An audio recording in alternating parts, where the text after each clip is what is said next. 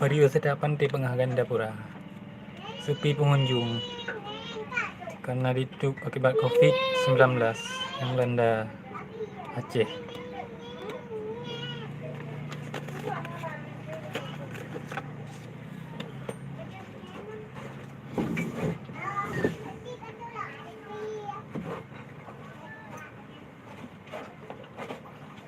Pariwisata Pantai Pengah Gandapura Biren sepi pengunjung. Streaming.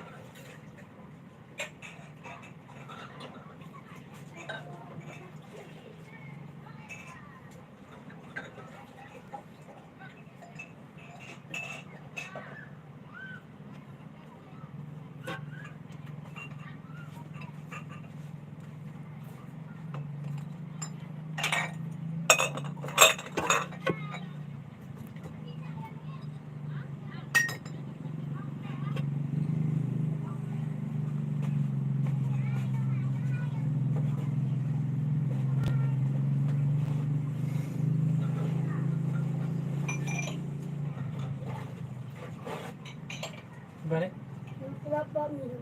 Oh, bakmi ke apa dia? Ya, dia nak kena beda. Kita hilang dia, bah.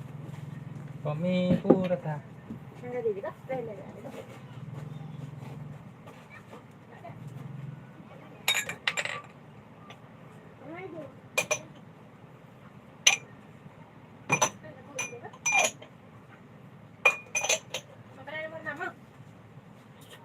Tengok balik. Tengok balik nanti. Tengok balik. Nak ke juga je. Dia terjauh jadi ni.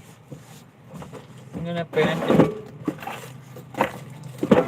Iya liho. Liho.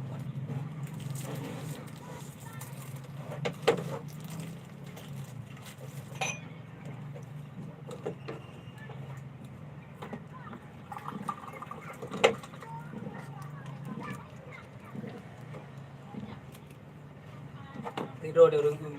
Oh, Di streaming. streaming tu. Wah, ada apa?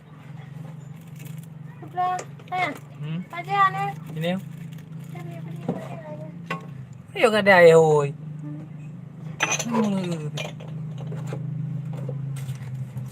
Yo ya. Balik bah.